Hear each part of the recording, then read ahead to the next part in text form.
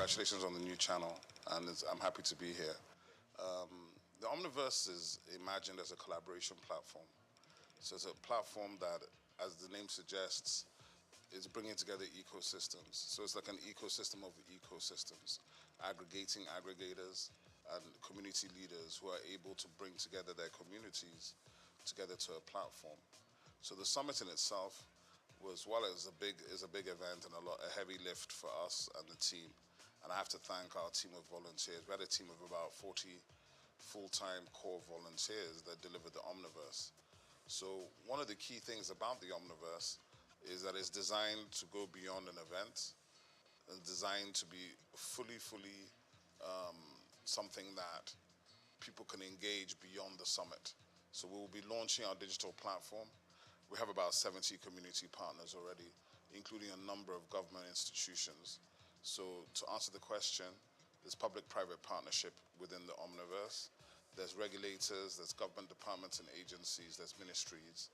But more importantly, there's diverse sectors across the economy coming together with the understanding that tech is the biggest enabler for development across all sectors, and that if we can drive collaboration, we can scale.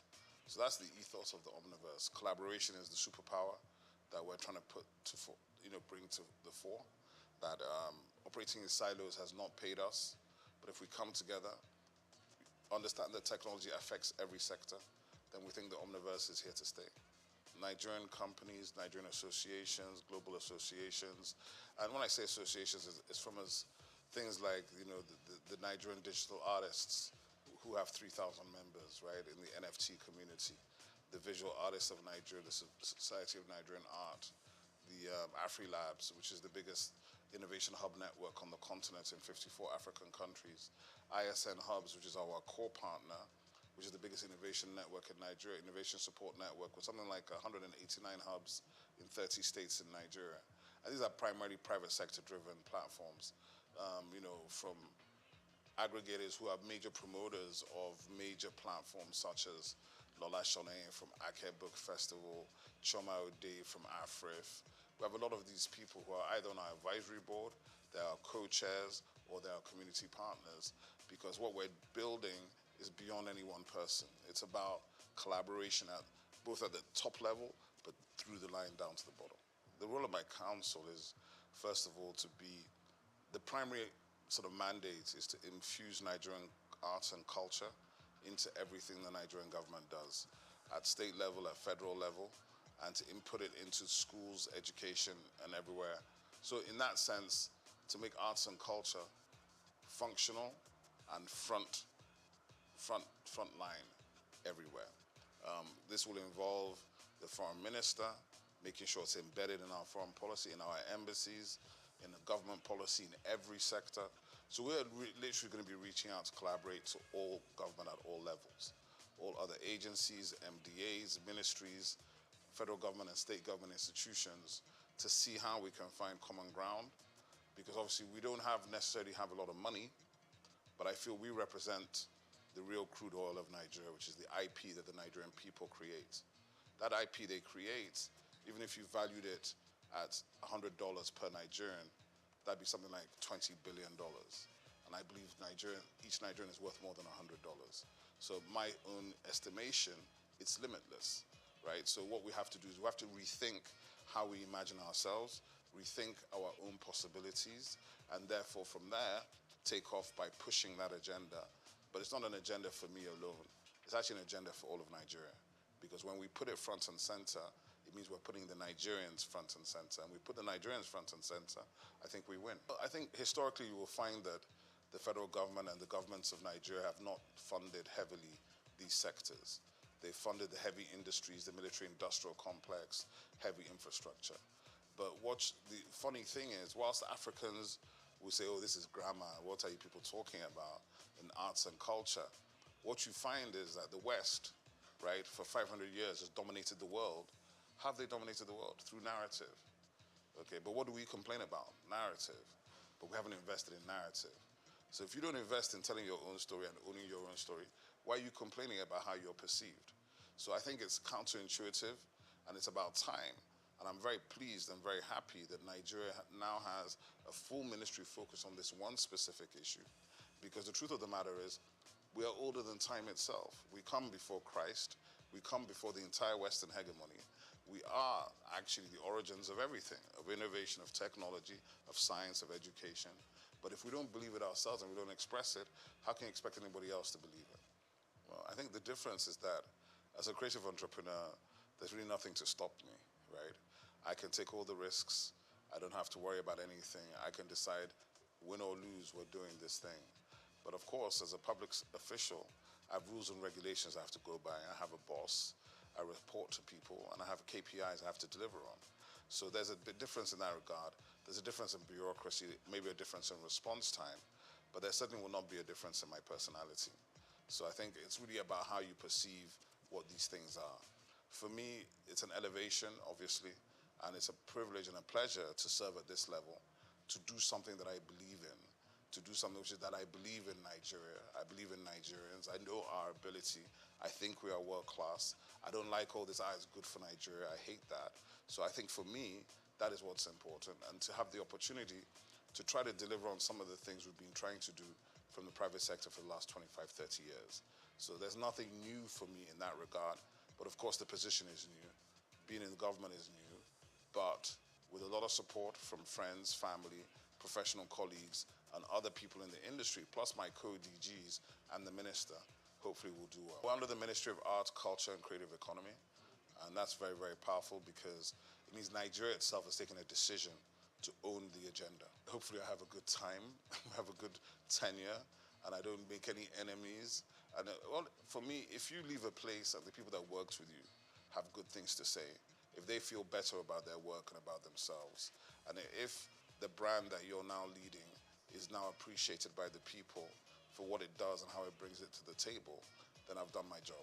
I think Afrobeats has already established the fact that we are originally Nigerian. Or some people say arrogantly Nigerian. And it was intentional. We built this thing, and it was intentional because we're not going to ever apologize for being Nigerian. We're not going to apologize for being black. We're not going to apologize for being African. And that's front of mind. Because, you know, when you do show business, you have to validate it. So we validated the show maybe at least 10 years ago. So now we're in the business phase. So when you see the exit of Maven Records with UMG, you see Iwaju coming, Comic Republic with Universal Studios, you begin to understand where we're building to. And when you think about where we're coming from, where there was no infrastructure, no funding, no support, and I think part of what we hope to do with government at this time is, because we come from the sector, we can collaborate with everybody in the sector. We don't have to talk at them. We talk with them, we build with them. And together, I think it's limitless. You know, Nigerians like to say the sky is your limit. I think it's limitless. There's no limit to the whole situation. One of the things I talk about all the time is what's the difference between Thor and Shango? Thor is approaching $50 billion in revenue. Shango's broke somewhere outside Lagos. And that's a lack of imagination on our part. That's a lack of us delving into the richest thing we have, which is our mythology. Our mythology is endless. If you look at the Marvel universe and the DC Comics universe, the Orisha are basically the same thing as the X-Men. But the Orisha, some people are still afraid of them, whereas the X-Men are north of $100 billion in revenue. So I think we have to think, we have to understand and reimagine our mythology, our history, our stories, and how to bring them to the world in new formats. It's not just film. It could be live action, it could be gaming. There's so many different ways to action these things. And when you do them and you do them right at the right level, as Iwaju is beginning to show you, our stories have always been world class. Our characters are world class. What we have not had is the resolve and the confidence to finish. But I think that is coming now. For me, I think it's still the fact there's more to do. My young brother, Misan Harriman, is nominated at the Oscars, the first Nigerian nominated for a director for a short film, because I know what that will do for the next generation of Nigerian directors, right? So for me, there's still more to do. There's so much more to do. When we see our first $100 million movie in the global box office, we need to celebrate it. When you win a Grammy, you need to celebrate it, because these are stages that we were locked out of. The technology and new media has allowed us to invade these spaces we were not even invited to. But now we're beginning to enter them and dominate. So even when you do that, you have to do it with grace and dignity, not with arrogance. And that's something that some of us have to learn. But the truth of the matter is, the greatness of the Nigerians is just beginning to come. And I feel strongly that this century, we're already in the African century, and the soft power that we hold here is what will define the future of the century. I think the most important thing, the first thing to think about is IP protection, because the minister is working strongly, yeah, intellectual property.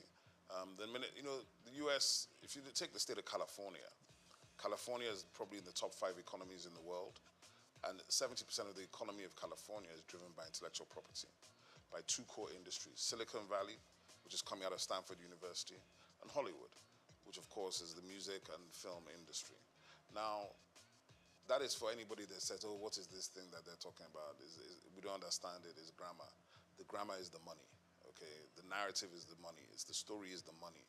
So any of your children or your nieces or nephews that have talent, visual art, performing art, arts and crafts, adire, all of these things that we've been taking as vocation, they are occupations. They are extremely valuable. And with digital technology and platforms, we can scale these things and generate incredible revenue. The point being that Nigeria has so much to bring to the world in terms of these things. I think Nigerian cuisine is going to be on the level of Chinese and Indian cuisine worldwide in the next 10 years. And if you understand that, then you understand that the Indian restaurants in the UK, as far back as 2009, were generating more money than the UK automobile, shipping, and metal, steel industries combined. That's just restaurants on the high streets. So that is why we must invest and we must put our energy into this sector, because this sector will provide the jobs, provide the revenues, and provide the global dollars that everybody's looking for. Oh, I think it hasn't even started. The Maven Records deal is giving you an indication of that. The reason why that valuation of $150 to $200 million has been done is because of the upside potential of Rema, who's 23, and Arya Starr, who's 20. So they're looking at the fact that in 10 years' time, these guys could have generated $1 billion each. Do you understand? So it's a safe bet when you already have a built global talent at 23, when it normally takes years and years and a lot of money to build the talent, right? So what has happened is that we Nigerians have been able to build global talents, global following, with a percentage of the money it takes people in other places to do the same thing.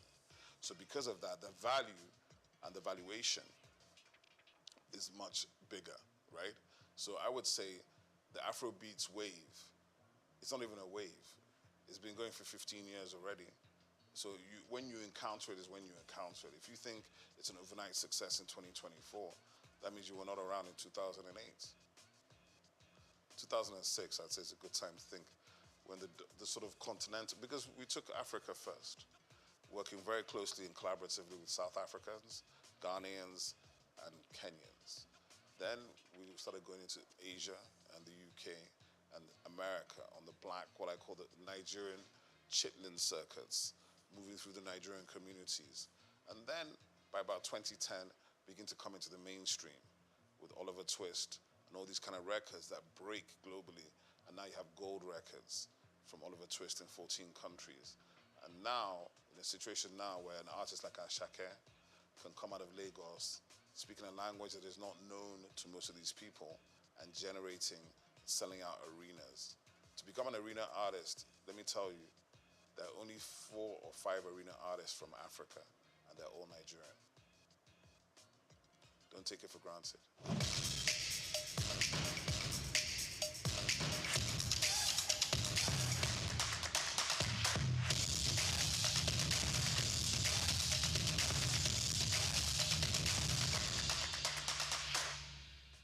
I think a lot of people feel that, but what I should tell the rest of the country is that the rest of the continent is also trying to get to Lagos as well, right? It's not just the rest of Nigeria. From Accra, from Luanda, from everywhere on this continent, they're trying to get into Lagos, because if they can break in Lagos, they can break anywhere else in the world. But what I would say is this, from the perspective of my agency, our purview is national and global. We have 10 regional offices. We'll be visiting all of them. And our duty is to spotlight and showcase everybody. So we can't deal with just Lagos. And I think as we go forward, people begin to see the activations and plans coming. But the easiest way to do it, and the way we're going to do our best to do it, is to provide digital platforms to give everybody the opportunity to be seen.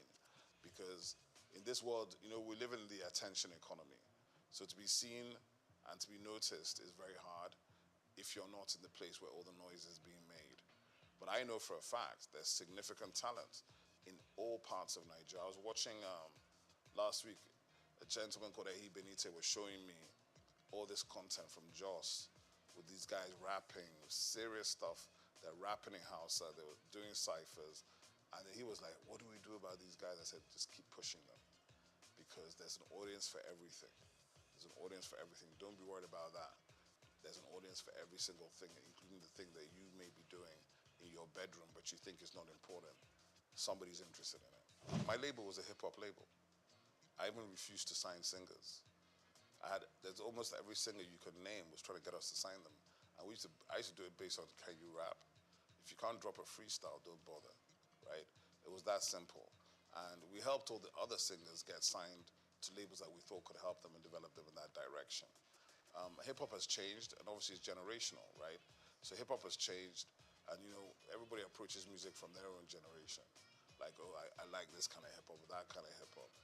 What I feel is that Afrobeats became overwhelming, and it overwhelmed every other genre here. So the hip hop guys had to fight for relevance, but the best ones always rise to the top. That's just the simple truth. So I don't worry about that. And I've heard enough guys. I even saw there was a whole Instagram series some guy was doing about a year ago where he was just bringing out fresh rappers every day from Enugu, from Jos, from Kaduna, from Kano, from Benin. I love it. I think they're incredible MCs in Nigeria. A lot of times they need to focus on doing better songs, right? Not just being a freestyle rapper. If you want to get paid to rap, you've got to do better songs. You can't just do the freestyles. And that's something they've got to think about. You've got to balance the commercial side of it with the business side of it. And what has happened is, to a large extent, the commercial side has won because you've got to pay bills. But hip-hop, it never dies. I think, first of all, obviously from the perspective of I'm sitting in government, so I'm not in a position to tell government what to do or what not to do. But what I can say is this, is that the agency, my agency will be the home for the music industry, for performing arts, visual arts, fashion, gaming, recreation, festivals, culinary arts, film and television. We're kind of a convening agency for the ministry. So we have a lot of work to do, a lot of places to touch, but we're also going to collaborate with all the other MDAs in the ministry and heavily with the private sector and the developmental sector. Because to answer the question, I've worked in all these spaces for, it's not quite 40 years, but it's a long time. I've worked in all these spaces for a long time. In the institution, we have positive relationships to bring to the table to change the approach and to change the destination of where we hope to go.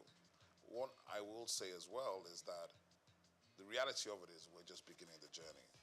And there are no magic wands. I'm not going to wave a wand and everything's going to be fixed overnight, and neither is anybody else. But we will be bringing fresh energy, fresh ideas, a fresh engagement, and we're obviously open to collaboration. And that's really important for me to say that, because people feel there are gatekeepers, but in my agency, there are no gatekeepers, right?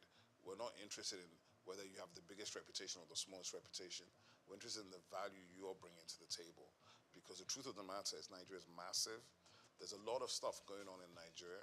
We're going to try to aggregate those things and bring them into one platform so that even as Nigerians, we can know what we're doing. Because to be honest, if you don't know and you don't follow, there's no way you can know 90% of what is happening even in Lagos before you talk about the rest of the 36 states in the FCT.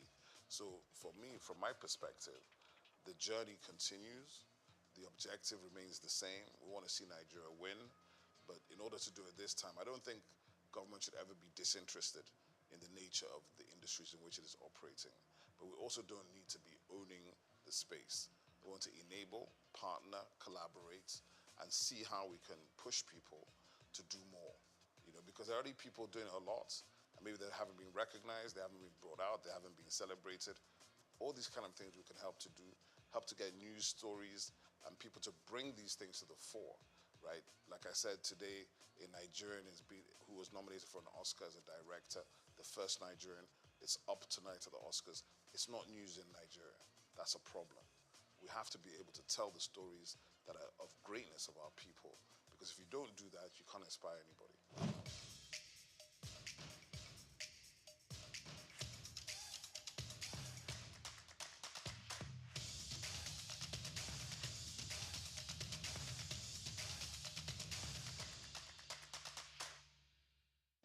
Cocoa has more than tripled in costs over the past year and is up 129% this year. The rise in cocoa prices is likely due to a global cocoa shortage. Climate change-induced drought has ravaged crops in West Africa, which contributes around 80% of the world's cocoa output. According to the International Cocoa Association, global cocoa supply will decline by almost 11% over the 2023-24 season.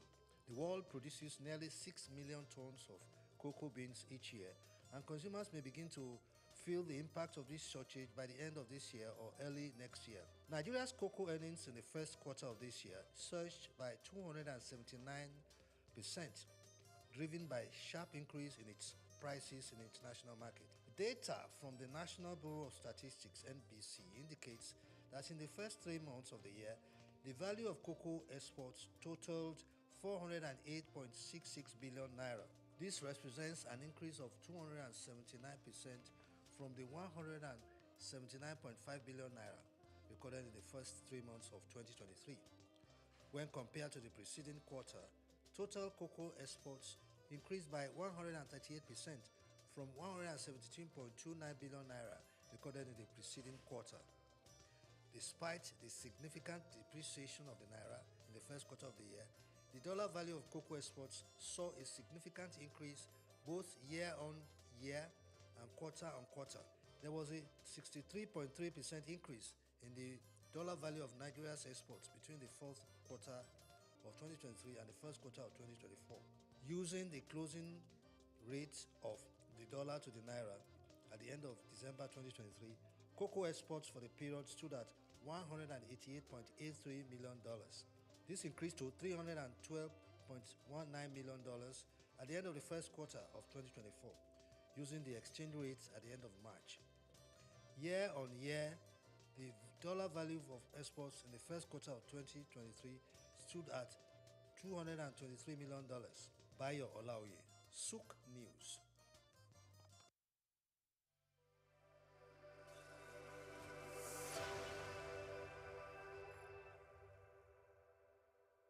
At the Africa Development Studies Center, ADSC, we are committed to driving sustainable growth and development across Africa through innovative training and research. Our mission: empowering leaders, policymakers, and professionals with the tools they need to create lasting change. With customized training, dynamic research programs, and study exchanges on leadership, management, and other critical development topics, ADSC offers a platform for exchanging cutting-edge ideas and global best practices. We provide comprehensive services in research and consultancy, capacity building and training, education programs, publishing, and knowledge sharing. Our esteemed faculty, composed of seasoned experts and researchers, ensures a learning experience that is insightful and practical. We specialize in policy development, implementation strategies, monitoring, and evaluation. At ADSC, learning is engaging and enjoyable. Our unique methodology includes talks, interactive exercises, games, video screenings, and lively seminar discussions, all in a comfortable and friendly environment. Ready to make an impact?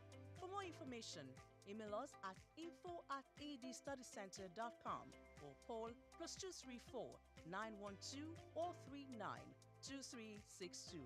Visit us today at www.adstudycenter.com to explore our programs and upcoming events. Africa Development Studies Center, rethinking development for Africa.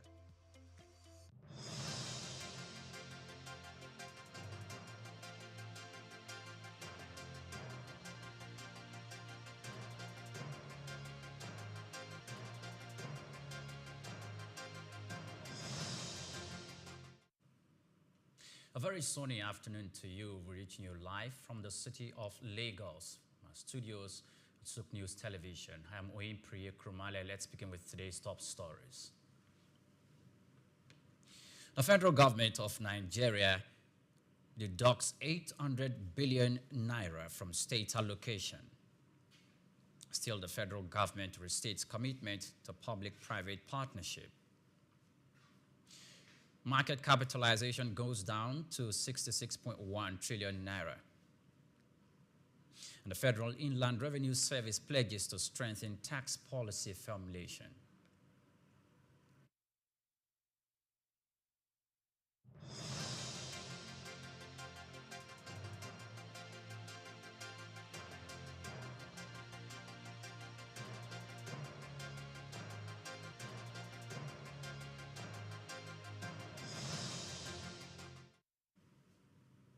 Now, the just released Federation Accounts Allocation Fiscal Committee quarterly review by the Nigerian Extractive Industries Transparency Initiative has shown that the federal government deducted 800 billion naira from state allocations in 2024 to service foreign debt and other contractual obligations.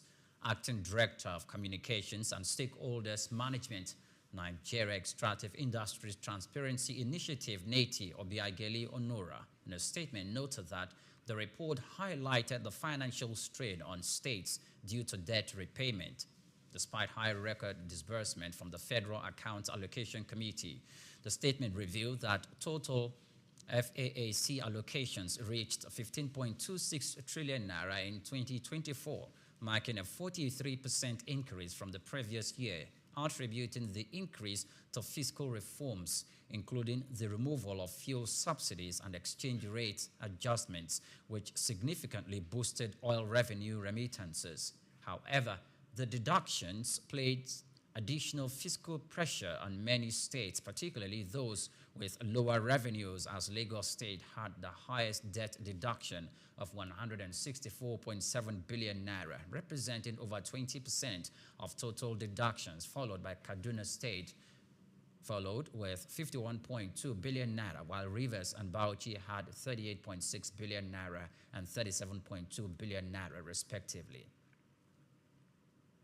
Now, the Senate of the Federal Republic has advanced a bill mandating social media platforms and bloggers to establish fiscal offices in Nigeria, passing its second reading.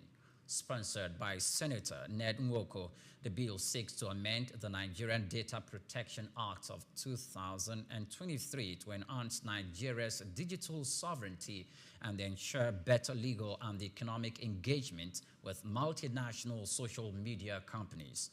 Ned Nwoko highlighted Nigeria's strong digital presence, ranking first in Africa and second globally in social media usage, yet lacking local offices of major platforms like Facebook, X, Instagram, and TikTok. The bill also proposes stricter regulations for bloggers, requiring them to have verifiable offices, maintain proper employee records, and join a recognized national association. Senate President Godswill Akpabio stressed that while digital regulation is necessary, a thorough review will be conducted to avoid undue restrictions on free speech. In another development, the House of Representatives passed 4 key tax reform bills: Nigeria Tax Bill, Nigeria Tax Administration Bill, Nigeria Revenue Services Establishment Bill, and Joint Revenue Board Establishment Bill, following extensive deliberations. The bills, instantly proposed by President Bola Tinubu in October 2024, are expected to streamline tax administration and enhance revenue collection. The House now awaits Senate concurrence before final implementation of the bill. Now, later today, earlier on our breakfast show, the front burners, a former Kano State Commissioner for Finance and immediate past Federal Commissioner of Tax Appeal Tribunal, Professor Kabir Dandago, discussed the recently passed tax reform bill by the House of Representatives. He acknowledged the bill as a positive step, but raised concerns over a development gap in tax policies, citing the decline in tax revenue data from 4% to 2%. He warned that this drop could affect public financing and economic growth, underscoring the need for public reforms. The bill was suggesting um, development levy that may be decreasing from 4% to 3% to 2%. And ultimately, that 2%, the whole of it will go to the NEL fund. And many people were opposed to that. Many organizations, many even companies, some of them are opposed to that. And then they made their own case very clear, and they are able to convince the Senate Committee on Finance to accept a formula that will make TED fund to be getting substantial, maybe substantial part of that development levy, and they suggested 50%, and I think Senate suggested about 60% of that to go to the TED fund, and they made their case very clear that TED fund is more important than NEL fund.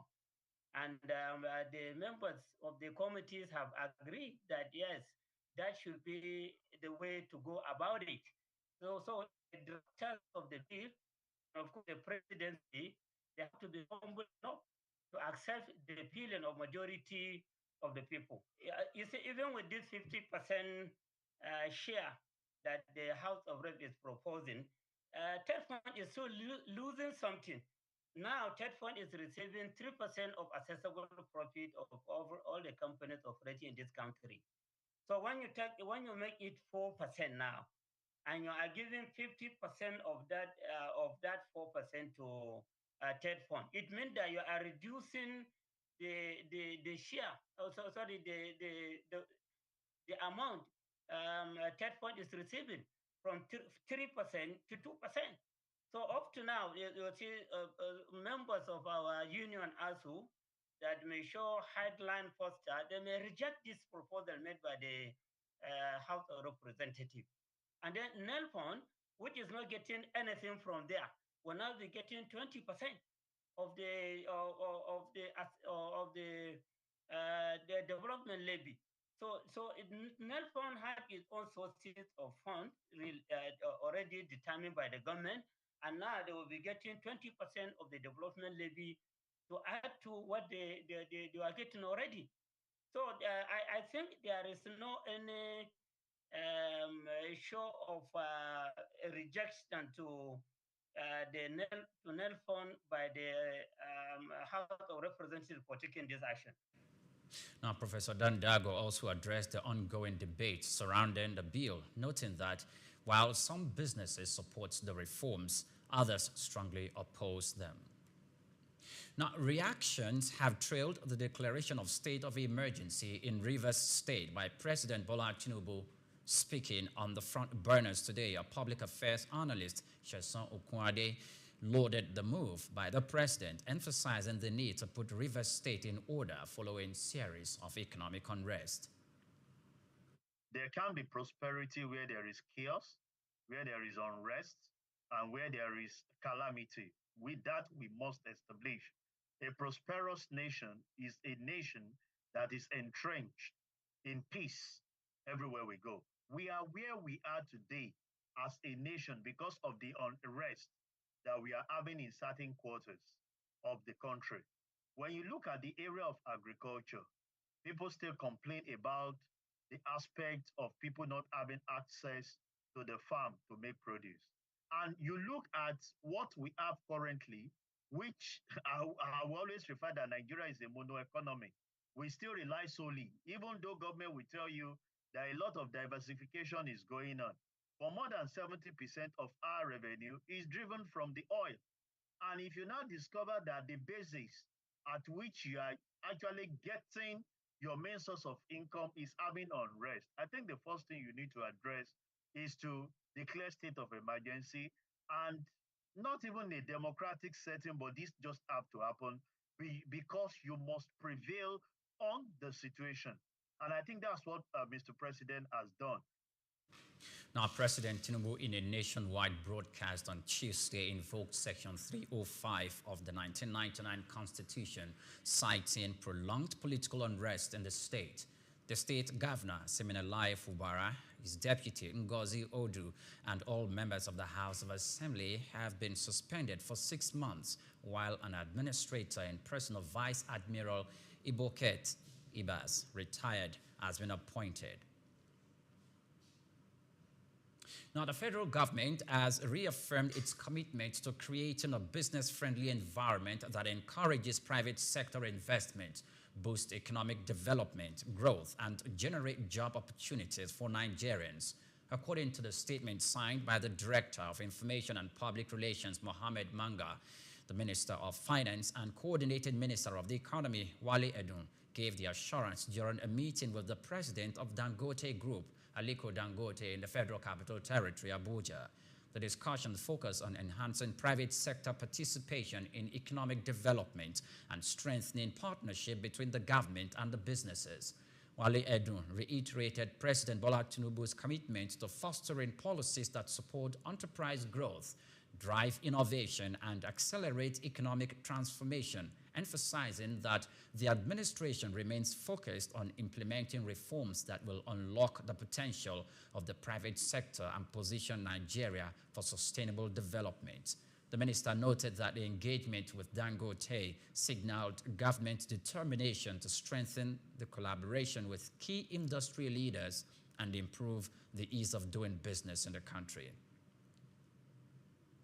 Now, the Nigerian exchange has continued its losing streak, shedding 268 billion naira as weak investor sentiment continues to persist in the exchange. This marks the second consecutive loss of the week, dragging market capitalization down by 66.1 trillion naira from Monday's 66.3 trillion naira. Also, the share index declined by 423.48 points, responding to a 0.4% drop to 105,375.69 as the latest downturn extended the market's one-week loss to 0.75% and a four-week decline of 2.13%. Market activity saw a total of 349.98 million shares traded in 11,230 deals with a turnover of 8.22 billion naira. Now, despite the broader market decline, Nemet International Pharmaceuticals PLC led the gainers chart with a 10% increase, closing at 2.97 naira per share, while Bua Cement PLC recorded the highest decline, dropping 10% to close at 83 naira 70 kobo per share. You're still watching the midday news on Souq News Television. We'll go on a break and we'll be back in a moment. Do stay with us.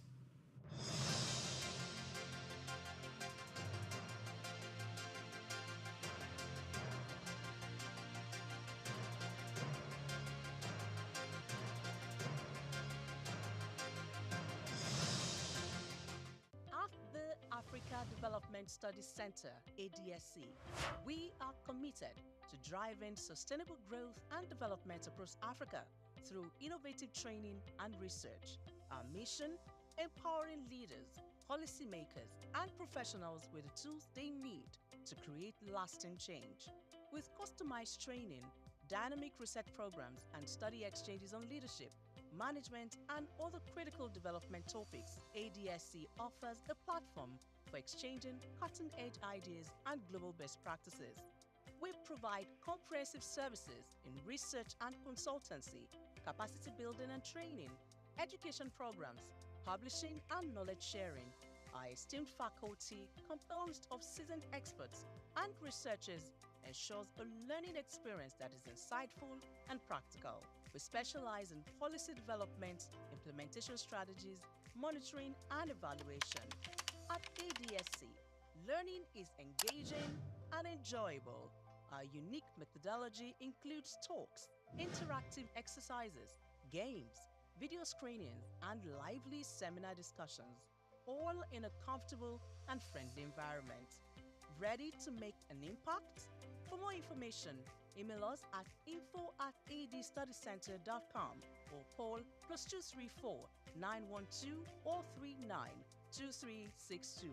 Visit us today at www.adstudycenter.com to explore our programs and upcoming events.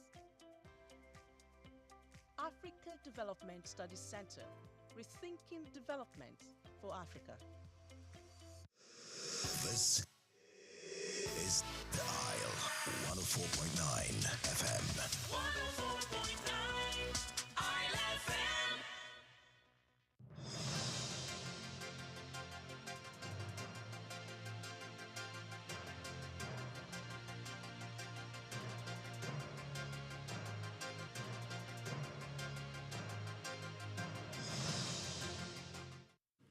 Welcome back. Many thanks for joining us. Now, financial services sector of the Nigerian exchange market closed with a total market capitalization of 9.4 trillion naira, driven by performances from banking stocks.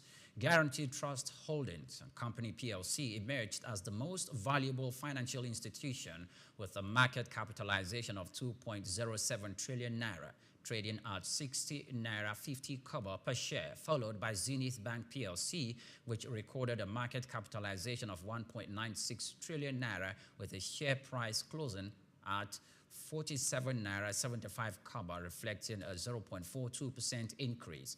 Access Holdings PLC also maintained its strong market position with a capitalization of 1.24 trillion naira despite 0.64% decline in its share price to 23 naira 20 kobo as United Bank for Africa PLC recorded a market capitalization of 1.21 trillion naira with its stock trading at 35 naira 50 kobo, reflecting a 2.61% decline. First Bank Holdings PLC had a market capitalization of 1 trillion naira as its share price closed at 27 naira 90 kobo, representing a 2.2% drop, while Fidelity Bank PLC showed resilience, recording a market capitalization of 843.57 billion naira, with its share price appreciating by 1.19% to 16 naira 80 kobo. The Central Bank of Nigeria has projected a gradual decline in the inflation rate over the next 6 months, according to its newly released Inflation Expectations Report for February 2025. Businesses and holdings surveyed anticipated reduced inflation alongside lower spendings as their expenditure increases by the day. The report indicates that household earnings above 200,000 naira per month receive inflation as moderating, influenced by energy costs, exchange rates, transportation, interest rates, and insecurity. Meanwhile, 65.1% of respondents have called for a reduction in interest rates to ease financial pressure in the country. The National Bureau of Statistics has also reported a decline in the inflation rate, with February 2025 figures dropping to 23.18% from 24.48% in January. This marks an 8.52% point decrease from the 31.70% recorded in February 2024 following the adoption of a new consumer price index rebasing methodology. The Federal Inland Revenue Service, FIRS, has pledged to strengthen tax policy formulation and capacity building initiatives within Nigeria and across the West African region. Executive Chairman of the FIRS, Dr. Souq Adedeji, made this commitment at the West Africa Tax Administration Forum, WATAF, the country correspondent conference and training for heads of corporate communications functions, and the 20th WATAF Council meeting held in the Federal Capital Territory, Abuja. Speaking at the event, Adedeji identified the important role of tax policy driving sustainability, economic growth, and the need for countries in the region to enhance domestic resource mobilization. He reiterated the fact that the country correspondents and heads of corporate communications are the frontline ambassadors of Africa's tax institutions, responsible for shaping narratives, clarifying policies, and fostering voluntary compliance.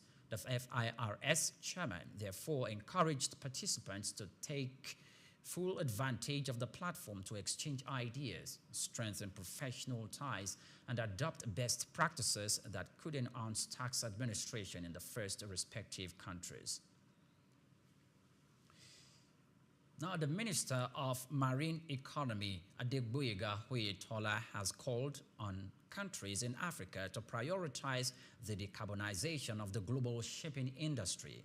Oyetola, who made the call at the African Strategic Summit on Shipping Decarbonization in Abuja, urged stakeholders to move beyond discussions and implement concrete solutions that will ensure Africa's maritime sector remains competitive in a rapidly changing global economy. The former Osun State governor said efforts should be geared towards forging solutions that will propel Africa towards a sustainable and prosperous blue economy. The minister emphasized that the global shipping industry is at a pivotal moment as the International Maritime Organization moves forward with its revised greenhouse gas emission reduction strategy and other midterm measures to combat climate change in the world. Now, as Nigeria joins 54 other African nations in the African Continental Free Trade Area, insurance brokers are strategizing to maximize opportunities within the $490 billion market. At the Enlightenment Workshop for Insurance Brokers organized by the Nigerian Insurance Industry Committee on AFTA, professionals raised concerns about regulatory frameworks, licensing, advertising restrictions, and industry readiness. AFTA Secretariat Director Emily Mburu Ndoria clarified that each country's domestic regulations will remain with mutual recognition agreements, helping streamline operations. Chairperson of the NII AFTA, Ekooma Ezegbe, highlighted the World Trade Organization's 1995 protocol, noting that Nigeria's insurance sector is already open to strengthen firms, limiting negotiation options for local practitioners. Now, despite challenges, brokers are urged to position themselves for the economic benefits that AFTA offers as it aims to foster cross-border trade and industry collaborations across the continent of Africa. Now, still to come on the news, the Bureau of Public-Private Procurement approves 2023 2.94 trillion naira projects and saves 58.65 billion naira. We'll bring you details of that report in a moment. To join us again.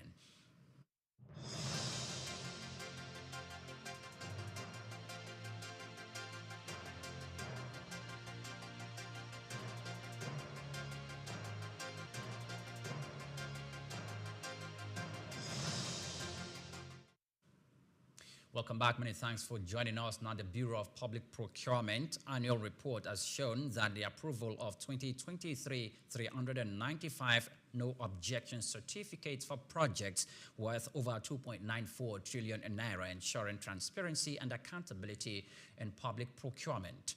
According to the report, the agency saved the federal government about 58.65 billion naira by reducing inflated contract costs.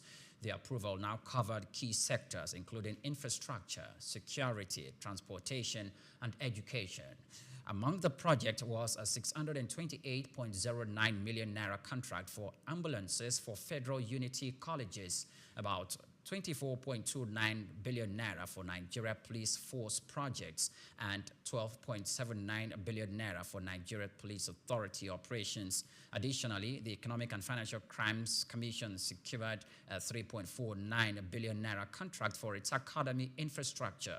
The BPP ensures due process in procurement, preventing wasteful spending by enforcing competitive bidding and compliance with the budgetary allocations. The agency now plays a crucial role in promoting efficient government spending and economic development. Now, the Minister of State for Petroleum Resources, Dr. Heineken Lokobri, has stressed the need for sustainable development in oil-producing communities through the effective implementation of the Host Communities Development Fund under the Petroleum Industry Act, PIA. Speaking at a stakeholders engagement in Yenagoa, the Bayelsa state capital, alongside Niger Delta leaders, the NNPC reaffirmed its commitment to ensuring the PIA funds addresses key issues, urging community leaders to maintain peace and stability to prevent disruptions in oil operations and remittances to the host community fund. NNPCL's Chief Upstream Investment Officer, Sheyi Omotowa, emphasized the strategic allocation of the 3% host community fund to drive socio-economic growth, while John Tonlaga of the NUPRC highlighted transparency issues and accountability in the community development efforts. Representatives from the Nigerian Content Development and Monitoring Board, First E&P and Kefeso, the HCDT, commended the Trust's role in fostering dialogue and accountability. The session concluded with a unified call for continued collaboration, transparency, and shared commitment to sustainable development in the Niger Delta. Now, Nigeria Aviation Professionals General Secretary Abdulrazak Saidu have urged the federal government to establish a new national carrier despite past failures, ensuring and including the collapse of Nigeria Airways 18 years ago.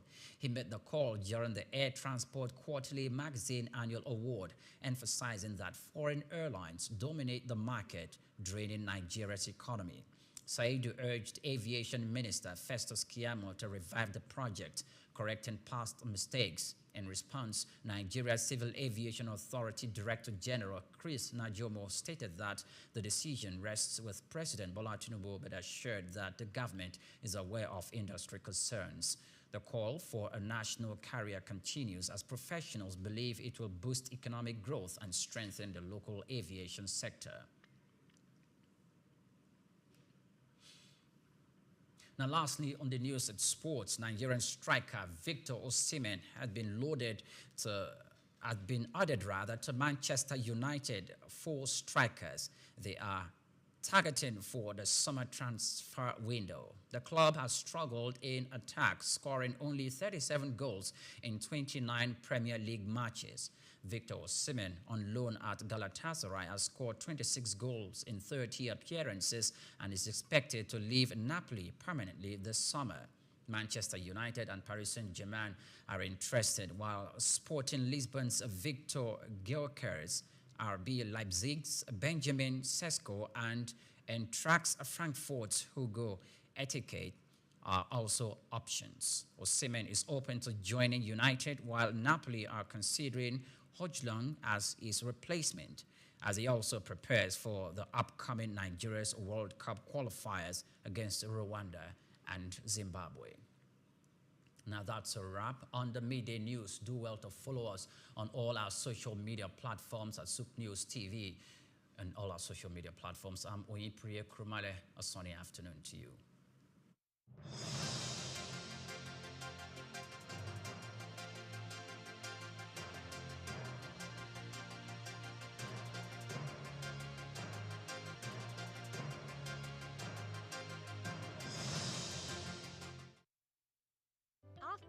Africa Development Studies Center, ADSC, we are committed to driving sustainable growth and development across Africa through innovative training and research.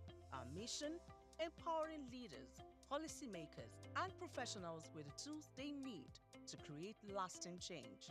With customized training, dynamic research programs, and study exchanges on leadership, management, and other critical development topics, ADSC offers a platform for exchanging cutting-edge ideas and global best practices.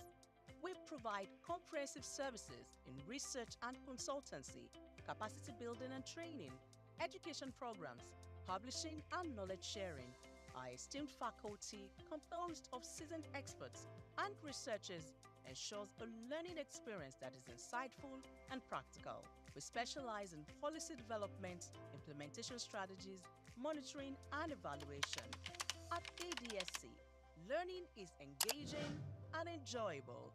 Our unique methodology includes talks, interactive exercises, games, video screenings, and lively seminar discussions. all in a comfortable and friendly environment. Ready to make an impact? For more information, email us at info@adstudycenter.com or call +234 912 439 2362. Visit us today at www.adstudycenter.com to explore our programs and upcoming events. Africa Development Studies Center, rethinking development for Africa. At the core of what makes us human is our ability to pay attention, be present in our experiences, and channel our thoughts. And